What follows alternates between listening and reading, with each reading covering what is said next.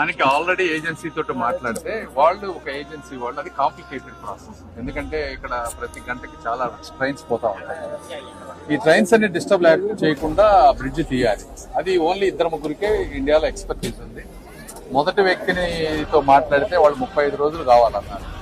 Railway వాళ్ళు 35 రోజులు మేము ఇవ్వలేము, ఇది కష్టం అని చెప్పి వాళ్ళు ఇంకొక ఏజెన్సీని రికమెండ్ చేశారు.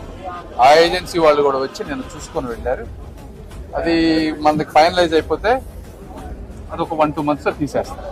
అయితే ఆ తీసేసే సమయానికి ఎక్కడా కూడా వర్క్ అది అడ్డం ఉండేటువంటి పరిస్థితి లేదు. మిగిలిన వర్క్ అయ్యే లోపు తీసేస్తారు. అది నంబర్ 1 ప్రజలు అర్థం చేసుకోండి. రెండోది, ఒక సైడ్ వర్క్ కనిపించలేదని ఏం చేసామంటే అటు సైడ్ ఒక 7-8 పిల్లర్లు, ఇటు సైడ్ 7-8 పిల్లర్లు కావాలి.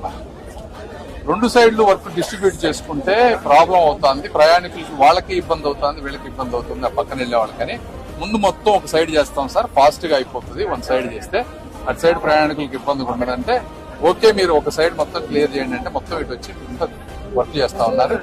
ఇది December 15కి వాళ్ళు 1 సైడ్ మనకి ఇవ్వాలి. 2 రోజులు డిలే ఉంది. December 17కి ఇస్తాను అంటే ఇంకో 3 రోజులు స్పెసిఫిక్ గా A to Z మానిటర్ చేస్తా ఉన్నాం. ఇది అయిపోయిన వెంటనే అవతల సైడ్కి వెళ్ళి అది కూడా వర్క్ చేస్తారు. తర్వాత మీరు అనేది కాంపెన్సేషన్ అనేది నామ్స్ ప్రకారం 1కి 10 సార్లు. వాళ్ళు ఏమంటున్నారు 90-100 కోట్లే తీసుకొచ్చామంటున్నారు. ఇంతకు ముందు ఎస్టిమేషన్ ఎక్కువ వేశారంటున్నారు. ఇంతకు ముందు ఎస్టిమేషన్ ఏంటంటే వాళ్ళు ఫ్లైఓవర్కి వేశారు, ఎక్కడో దూరం నుంచి. మనం ఫ్లైఓవర్ కట్టడం లేదు, ఇంతకు ముందు కూడా చెప్పాను మీకు, రైల్వే ఓవర్ బ్రిడ్జ్ కడుతున్నాం.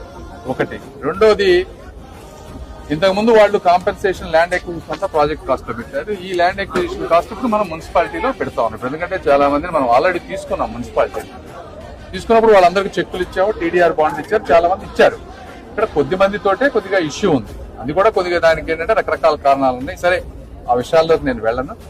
మా మేయర్ గారు అదేవిధంగా మా ఎమ్మెల్యేలు అందరూ మాట్లాడుతూ ఉన్నారు. సామరస్యంగా చేయడానికి, అంటే ఇప్పుడు మాకు వర్క్ చేసుకోవడానికి ఇబ్బంది లేదు కాబట్టి సాధ్యమైనంత సామరస్యంగా వెళ్ళాలి, వాళ్ళకే టైం ఇవ్వాలి అనే ఉద్దేశంతో మేము చెప్తా ఉన్నాం.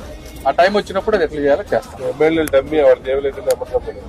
సరే, ఇప్పుడు నేను అలాంటి మాటలన్నీ మాట్లాడలేను.